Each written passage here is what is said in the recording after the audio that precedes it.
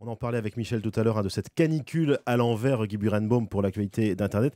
Justement, vous nous parlez ce matin d'un site Internet qui attire notre attention sur les morts de la rue. Ouais, j'essaie d'être drôle ici, et parfois avec plus ou moins de succès, mais le site dont je vous parle ce matin ne fait pas sourire du tout. Il est juste là pour nous rappeler une évidence dont parlait Grossior à l'instant. Ceux qui souffrent le plus du froid l'hiver et de la chaleur l'été, ce sont évidemment les sans-abri. Et en 2012, des femmes et des hommes continuent à mourir dans les rues de nos villes. Et oui, on peut continuer à mourir dans nos rues, n'importe où, et même en plein Paris, comme on l'a vu la semaine dernière avec le décès de 2 sans-abri. Ce sont donc des abonnés du réseau social Twitter qui ont attiré mon attention sur le site mortdelarue.org, un site qui est animé par un collectif d'associations. Leur but est de nous obliger à ne pas oublier que beaucoup de ceux qui vivent ou ont vécu à la rue en meurent ou en mourront. On peut d'ailleurs trouver sur mortdelarue.org un chiffre terrible. Si la mortalité moyenne des Français est d'environ 80 ans, elle serait de 48 ans, oui 48 ans pour les sans domicile fixe.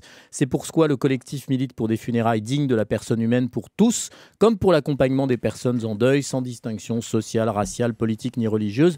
Nous nous sommes bien trop habitués, oui habitués c'est le mot, à ces silhouettes engourdies devant les porches de nos immeubles ou allongées à même les trottoirs de nos villes. Alors bien sûr, on pourra toujours dire qu'un site internet en plus ne va pas changer grand-chose, si ce n'est peut-être nous donner mauvaise conscience ce matin pendant quelques petites minutes avant que nous retournions les uns et les autres à nos habitudes.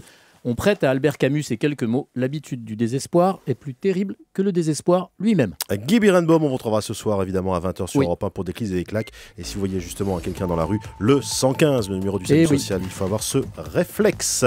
À ce soir, Guy.